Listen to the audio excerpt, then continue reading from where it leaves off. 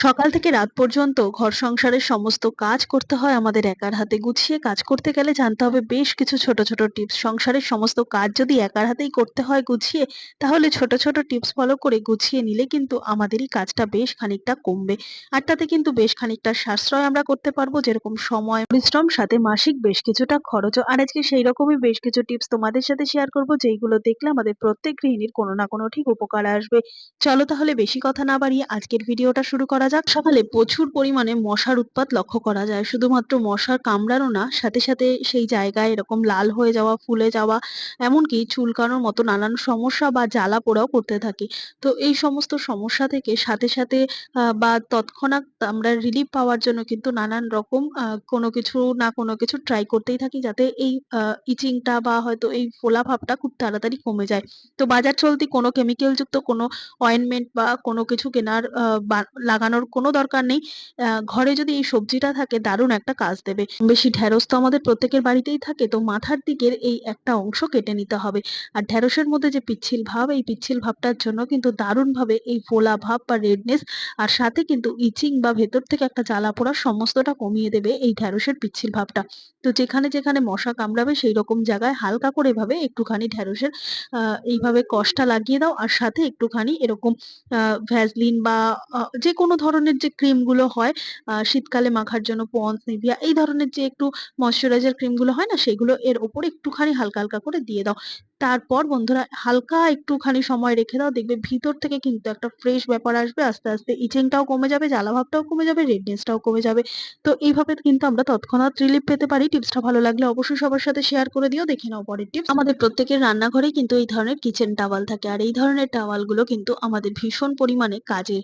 তো এই ধরনের টাওয়াল গুলো যদি ঘরে এক্সট্রা থেকে থাকে, এই ছোট্ট কাজটা কিন্তু আমরা করে ফেলতে পারবো। তো কি সেই কাজ? দেখো বন্ধুরা, আমাদের ফ্রিজের যে এই হাতলের জায়গাটা আছে দরজার মধ্যে, যেখানটা ধরে আমরা ফ্রিজ খোলা বা বন্ধ করি, সেই জায়গায় কিন্তু স্পেসটা খুবই কম পরিমাণে থাকে, যেই কারণে কিন্তু আমরা এখানে একটা কোনো কাপড় রাখতে পারি না। আর কাপড় রাখলেও সেটা বারবার পুড়ে যায়। আর এইভাবে বারবার নোংরা হাতে বা জল হাতে যদি দরজাটাকে খোলা বা বন্ধ করি না, সেক্ষেত্রে দেখতে পাচ্ছ কিভাবে কিন্তু দরজার মধ্যে এরকম একটা নোংরার দাগ পড়ে গেছে, যেটা কিনা ঘষে মেজে তুলতে গেলে এই ফ্রিজের গায়ে একটা স্ক্র্যাচ দাগ পড়ে যাবে। তো এরকম ভাবে একটা ক্লথ ক্লিপের সাহায্যে যদি কিচেনে একটা টাওয়ালকে এইরকম ভাবে আমরা এখানে লাগিয়ে দিতে পারি, তাহলে কোনোভাবেই কিন্তু খুলে যাবে না, পড়ে যাবে না।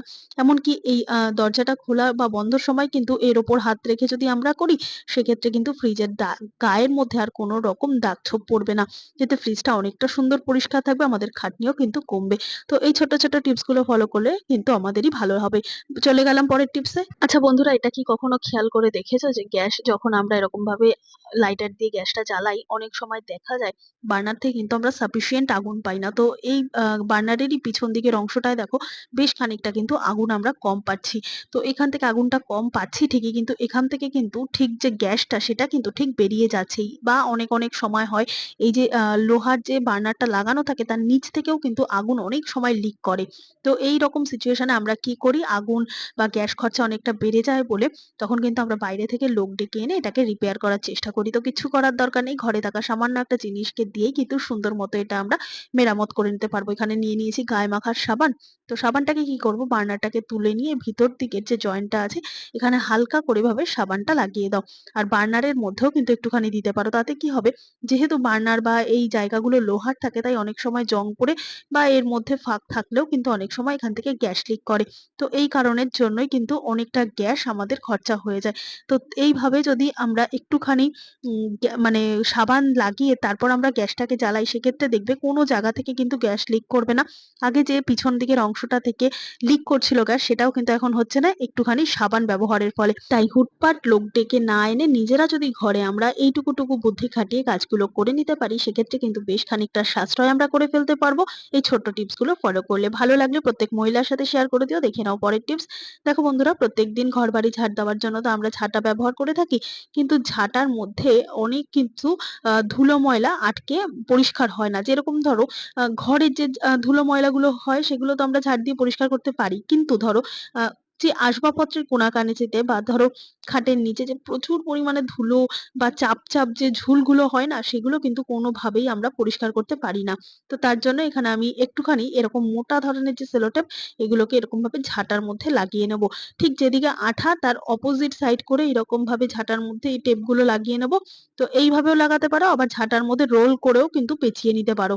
এরপর এই ঝাঁটা দিয়ে যদি তোমরা খাটের নিচে বা ধরো আলমারির নিচে কোনো আসবাবপত্রের কোণাকানাচি যদি পরিষ্কার করো, সেক্ষেত্রে দেখবে এই ঝাঁটার যে মধ্যে যে নোংরাগুলো আসে তার থেকে ডবল বা ৩ গুণ বেশি ময়লা কিন্তু বেরিয়ে আসবে। কেননা এই সেলোটেপের বাইরের দিকের আঠার অংশটা কিন্তু উল্টো দিক করে লাগানো রয়েছে, আর এই আঠার মধ্যে কিন্তু প্রচুর পরিমাণে ধুলো আটকে যাবে। তো এইভাবে যদি আমরা কোণাকানাচির ধুল বা ধুলো ময়লাগুলোকে পরিষ্কার করতে পারি, সেক্ষেত্রে কিন্তু অনেক সুবিধা হবে আমাদের পরিষ্কারটা করে নিতে। দেখতে পাচ্ছ কতটা পরিমাণ ধুলো কিন্তু এর মধ্যে আটকে গেছে।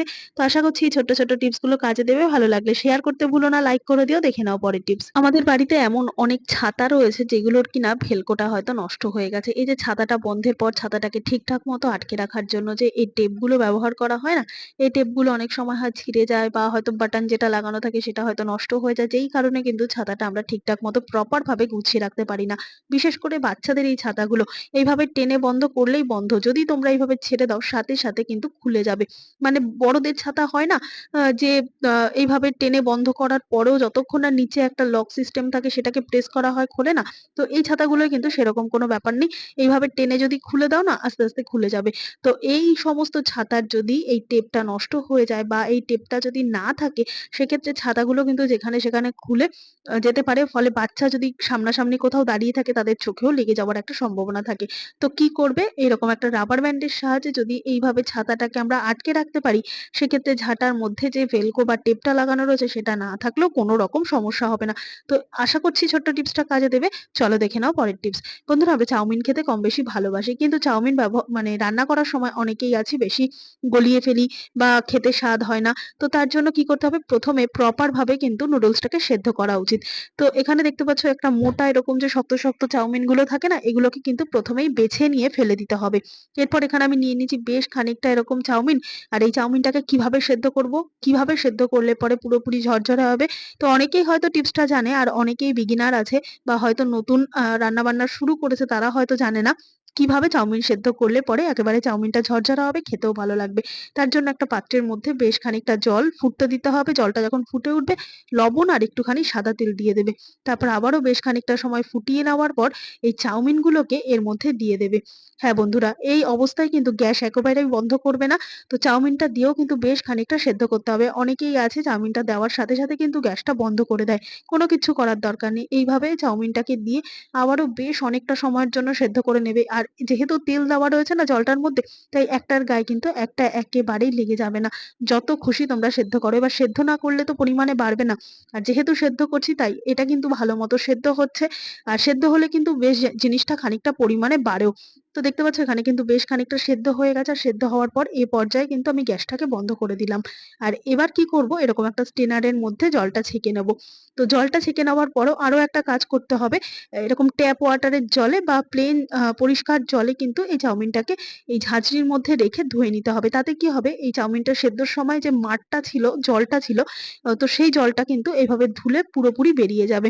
তো এইভাবে যদি একটুখানি জল দিয়ে ধুয়ে নেওয়া হয়, সেক্ষেত্রে দেখবে বন্ধুরা চাউমিনটা যতই আমরা গালিয়ে ফেলি না কেন বা একটু বেশি সেদ্ধ হয়ে যাক বা মাড় মাড় থাকুক, সেই জিনিসটা তো ধুয়ে বেরিয়ে যাবে। তাতে কিন্তু চাউমিনটা একেবারে সুন্দর ঝরঝরে হবে।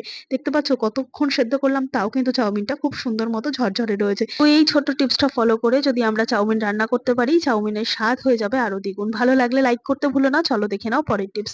আমরা যখন প্রত্যেক মহিলারা শাড়ি পরি, তখন শাড়িগুলোকে ভাঁজ করে আলমারিতে রাখার সময় কিন্তু কখনোই এরকম ভাবে ছোট্ট করে ভাঁজ করে রাখি না। শাড়ি রাখার সময় অবশ্যই কিন্তু এরকম একটা হ্যাঙ্গার ব্যবহার করি।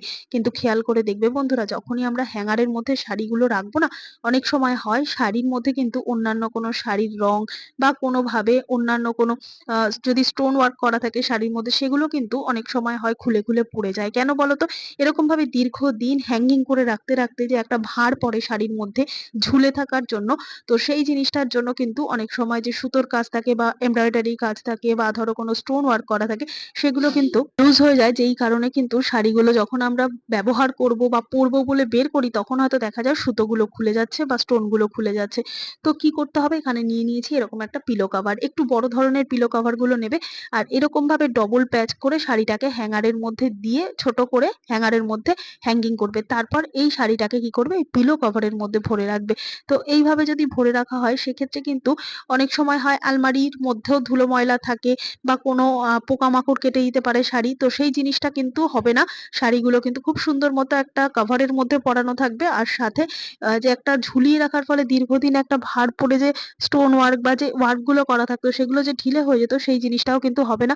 খুব সুন্দর মতো কিন্তু শাড়িটার ওপর একটা প্রোটেক্টর হিসেবে কাজ করবে এই পিলো কভারটা। আর এভাবে শাড়ি রাখলে কিন্তু দীর্ঘদিন পর্যন্ত শাড়িগুলো ভালো থাকবে। প্রত্যেক মহিলার সাথে ভিডিওটা শেয়ার করে দিও। চলো দেখে নাও পরের টিপস। আমাদের প্রত্যেক মহিলার কাছেই এমন বেশ কিছু পুরনো জুয়েলারি ব্যাগ বলো বা পার্স ব্যাগ বলো বা হয়তো এই ধরনের নানান রকম ব্যাগ কিন্তু পড়েই থাকে, যেগুলো কিনা হয়তো ওল্ড ফ্যাশন বলে ফেলে রেখে দিয়েছি বা কোথাও হয়তো ছিঁড়ে গেছে বা নষ্ট হয়ে গেছে। তো সেগুলোকে হয়তো আমরা ফেলেই দিয়েছি, কিন্তু ফেলতে মায়া লাগে বলেও ঘর থেকে কিন্তু বের করে দিতে পারিনি। ঘরের এক কোণায় এগুলোকে জমিয়ে রেখেছি। জমিয়ে রাখার কোনো রকম দরকার নেই। এগুলো দিয়েও কিন্তু আমরা দারুণভাবে রিউজ করে নিতে পারি। কোনো রকম কাটিং বা সেলাই ছাড়া এই পুরনো জুয়েলারি বা পুরনো যে পার্স ব্যাগ, সেগুলো দিয়েও কিন্তু দারুণ দারুণ কাজ করে নিতে পারি।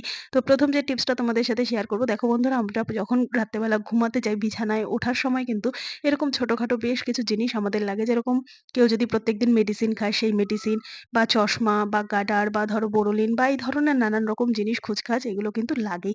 কিন্তু এগুলো যদি আমরা নিয়ে উঠতে ভুলে যাই বিছানায়, সেক্ষেত্রে কিন্তু বারবার আমাদের ওঠানামা করতে হয়। তাই একটা ছোট্ট কাজ যদি করে নিতে পারি, সেক্ষেত্রে কিন্তু আর কোনো রকমই আমাদের আর ওঠানামা করতে হবে না। তো কি করতে হবে, এরকম চশমা যেহেতু আমার লাগে, তাই এরকম একটা চশমার সাইজের একটা বড় ব্যাগ নিয়েছি। এখানে আমি জুয়েলারি ব্যাগ নিলাম। তোমাদের কাছে যে ধরনের ব্যাগ আছে পুরনো, সেই ব্যাগই কিন্তু নেবে। তো যে সমস্ত প্রয়োজনীয় জিনিসগুলো দরকার হয় রাত্রেবেলা শুতে গেলে, সেই সমস্ত জিনিসগুলো এই ব্যাগের মধ্যে ভরে নাও। এবার এই ব্যাগটাকে কি করবে, খাটের যে কোনো একটা সাইডে কোণার মধ্যে এই ব্যাগটাকে ডবল টেপ গামের সাহায্যে আটকে দাও।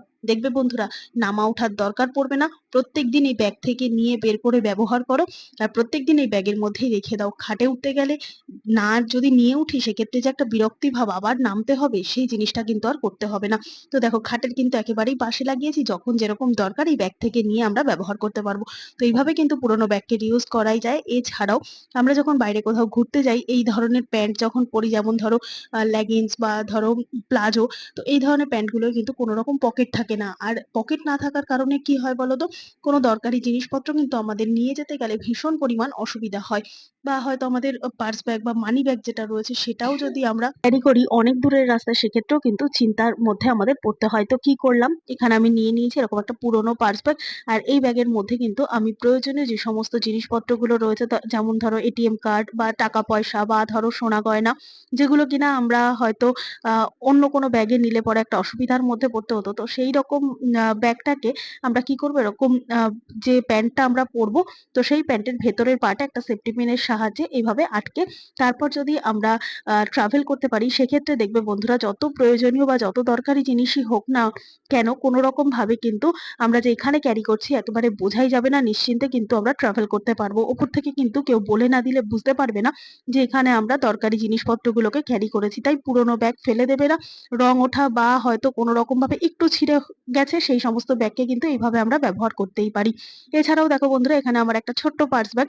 আর এই ব্যাগটা কিন্তু চেনটা একেবারে নষ্ট হয়ে গেছে। সাইডটা যাও বা চেনটা ওঠে, মিডিলে এসে রানারটা একেবারে নষ্ট হয়ে গেছে, চেনটা পুরো কেটে যায়। কিন্তু এই ব্যাগের মধ্যে আমি কি রেখেছি জানো, এমন বেশ কিছু দরকারি কাগজপত্র যেটা কিনা আমাদের মাঝে মধ্যেই দরকার পড়ে। যেমন ধরো, আমাদের কোনো সোনার দোকানের যে কাগজ, সেই কাগজ বা ধরো ইলেকট্রিক বিল, সেটা এদিক ওদিক রাখলে হারিয়ে যায়। কিন্তু এই ব্যাগের মধ্যে রাখলেও একটাই অসুবিধা, ব্যাগটার কিন্তু চেন কেটে গেছে, তাই কিন্তু এদিক ওদিক রাখলে হয়তোবা কোনো কিছু হারিয়েও যেতে পারে। তাই এখানে নিয়ে নিয়েছি এই ধরনের পুরনো একটা ব্যাগ। আর এই ব্যাগটা কিন্তু যেহেতু দড়ি আছে, তাই এই ব্যাগটাকেই কিন্তু আমরা এইভাবে ব্যবহার করব। তাই প্রত্যেকদিন যে সমস্ত কাগজপত্রগুলো হয়তোবা দরকার হয়, সেই কাগজপত্রগুলোকে এই ব্যাগের মধ্যে ঢুকিয়ে দিলাম। আর এই ব্যাগটা কি অসুবিধা হয়েছিল বলো তো? এই ব্যাগটা একটুখানি দড়িটা ছিঁড়ে গেছিল বলে এই ব্যাগটা আর ঠিকঠাক মতো নেওয়া যাচ্ছিল না। তা ওপর দিকে না নিচের দিকে কোনো একটা জায়গায় দড়িটাকে একটা গিঁট মেরে নিয়েছি। গিঁট মেরে নেওয়ার পর এটাকে কিন্তু আমরা ঘরের মধ্যেই এটাকে রিউজ করতে পারবো। দেখো কোনো একটা হুকে যদি এভাবে টানিয়ে দিই, এদিক ওদিক খোঁজাখুঁজি করার দরকার পড়বে না। আর এর মধ্যে যেহেতু খুব বেশি দরকারি জিনিসপত্র থাকে না, তাই বাইরেই কোথাও কিন্তু এভাবে ঝুলিয়ে রাখতে পারি কাগজপত্রগুলোকে। তো আরো একটা টিপস দেখো তোমাদের সাথে শেয়ার করছি। এখানে আমি নিয়ে নিয়েছি এই ধরনের একটা যে স্টোন ওয়ার্ক করা থাকে ব্যাগ, সেই ব্যাগগুলো। ব্যাগটার একেবারে আঠা খুলে গেছে আর এর যে হ্যান্ডেলটা ছিল সেটাও কিন্তু একেবারে ছিঁড়ে গেছে। তো এই হ্যান্ডেলটাকে কিন্তু দারুণভাবে কাজে লাগাবো। তোমরা নানানভাবেই ব্যবহার করতে পারো, কিন্তু এইভাবে আমি একটা দারুণ আইডিয়া তোমাদের জন্য নিয়ে এসেছি। তো এই ধরনের ব্যাগগুলোর হাতলগুলোকে কিন্তু আমরা কোমর যে বন্ধনী হয় নাচের সময় বা ধরো আটপৌরে করে শাড়ি পরলে পরে যে কোমর বন্ধনীগুলো কোমরের মধ্যে পরি না, তো সেই কোমর বন্ধনীগুলোকেও কিন্তু এইভাবে আমরা পরে নিতে পারবো। তার জন্য এখানে যেহেতু কোনো রকম হুক বা কোনো রকম এস নেই, বা এটা হয়তো পুরোপুরি আমাদের কোমরের সার্কেলটাকে রাউন্ড করবে না, তাই কি করবো, এরকম ভাবে সেফটি পিনের সাহায্যে যে আমরা ড্রেসটা পরবো সেই ড্রেসের মধ্যে কোনো একভাবে ছোট্ট একটা সেফটি পিন দিয়ে এরকম ভাবে আটকে দেবো। তাতে কি হবে, সুন্দর মতো এই হ্যান্ডেলটাকে কিন্তু যেহেতু পুঁথির ওয়ার্ক করা রয়েছে, তাই এটাকে কিন্তু সুন্দর মতো আমরা কোমর বন্ধনী হিসেবে ব্যবহার করতে পারবো। আর দেখতেও খুব সুন্দর লাগবে, আর কোনো জিনিস কিন্তু ফেলনা না। তো এইভাবে যদি আমরা কোনো কিছু ফেলে না দিয়ে এভাবে রিউজ করতে পারি, সেক্ষেত্রে কিন্তু আমাদেরই বেশ অনেকটাই সুবিধা হবে। দেখো বন্ধুরা, দেখলে কত সুন্দর না লাগছে? না বলে দিলে কিন্তু বিশ্বাসই করতে পারবে না এটা একটা ব্যাগের হ্যান্ডেল। তো আশা করছি আজকে সমস্ত টিপস কাজে দেবে। ভালো লেগে থাকলে লাইক, কমেন্ট, শেয়ার করে পাশে থাকবে। আমার এই ভিডিওটা তোমরা কে কোথা থেকে দেখছো কমেন্ট করে জানাতে ভুলবে না। দেখা হবে আবার অন্য কোনো ভিডিওর সঙ্গে। ধন্যবাদ।